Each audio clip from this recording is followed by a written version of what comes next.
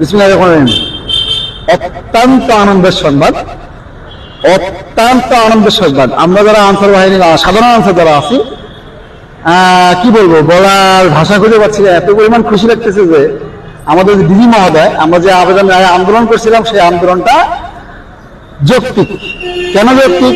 যে আন্দোলন করছি, ডিজি মহোদয় স্যার উনি আমাদেরকে নিয়ে সরাসরি হেডকোয়ার্টারে গেছে, হেডকোয়ার্টারে আমরা আসছি, ওনার সঙ্গে ডিজি মহোদয়ের সঙ্গে বসছি। বরাবর ডিজি মহোদয় স্যার আমাদেরকে নিয়ে স্বরাষ্ট্র মন্ত্রণালয়ে গেছে। স্বরাষ্ট্র মন্ত্রণালয়ে গিয়ে সেখানে স্বরাষ্ট্র যে উপদেষ্টা আছে ওনার সঙ্গে সরাসরি আমাদের সাক্ষাৎ করা গেছে।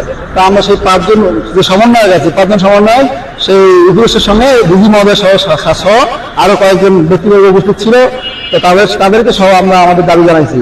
যখন আমরা দাবি জানাইলাম তখন যে স্বরাষ্ট্র উপদেষ্টা স্যার আছে উনি আমাদেরকে বললো যে আপনারা যে দাবি করছেন সেই দাবিটা একদম যৌক্তিক, হ্যাঁ, সমস্যা নাই, আপনার দাবি আমি মেনে নিলাম।